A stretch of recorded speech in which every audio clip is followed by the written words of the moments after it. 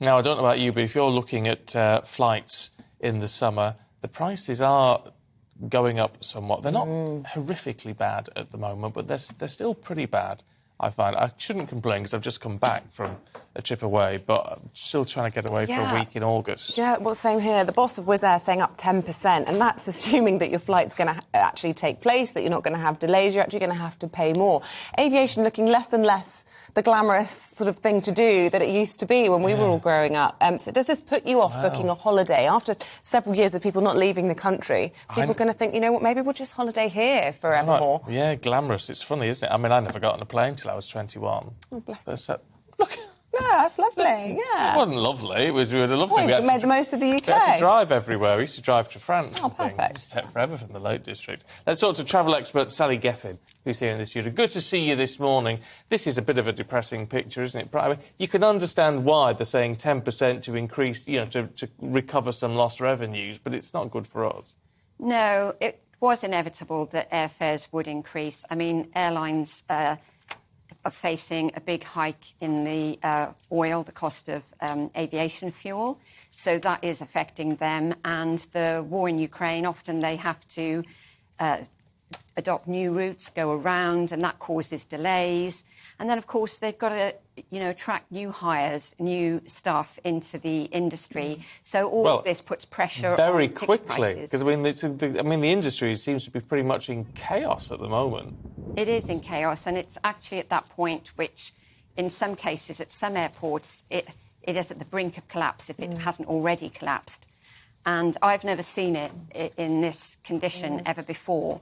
And unfortunately, there's no quick fix to this because these are long-term problems that even after the summer will still need resolving. For example, you know, thousands of jobs need to be filled. That's the first thing. And lots of other issues as well. With Brexit, there's more paperwork at the border, the queuing, going through security, for example. All those need fine-tuning and need to be resolved, not just this summer, but afterwards as well. Historically, you used to have, Sally, the airlines that would cost a bit more, but you get a premium service for that. British Airways typically sort of associated with being sort of the Gold Star brand. Is that still the case? You pay a lot of money for a flight and you're going to get that Gold Star or Gold Standard?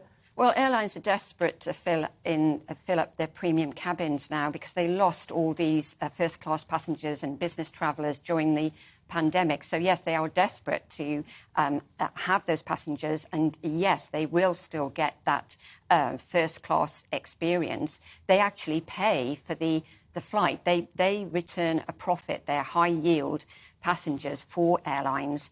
But now airlines are changing the cabin layouts to introduce premium economy, for example, sort of different layers of types of tickets and airfares in order to lure passengers back on and pay more. It's part of the problem that even when like me, I go on the cheapest flights I can get. But you do feel conned at the end of it. There's no satisfaction. You feel a bit of a con, don't you? Because you book your ticket at 100 quid. And then you've got to pay for any baggage that you want to go on. If you've got to then pay for a seat, and even if you want a basic seat, it's an extra 10 quid each way or whatever. You do feel like they're just absolutely ripping money from you rather than just... Wouldn't it be better if we just knew what the price was going to be? Yeah, some people would argue they'd rather have that choice. You know, prior to the low-cost carriers entering the market, the legacy airlines, as we call them, the very large flag carriers, used to just have one single price with everything bundled in. And then when you unbundle those prices and you say, well, you can pay extra for an extra bag, for example, and for perhaps food and beverage on board, some people like that transparency. But there's no such thing as a free lunch, right? It's all got to be paid for one way or another. So, yes, it can be really frustrating, but that's the way the industry works. Yeah. OK, Sally, just a final word. Do you predict more trouble to come over the summer months as people try and get away for their summer holidays? I think we are still working through the worst of it at the moment. We have to get over that hump, as it were, to get to the point where it will ease off. But I think we're looking more towards the end of the summer before things ease up. OK. Sally Gethin, good to talk to you. Thank you very much indeed.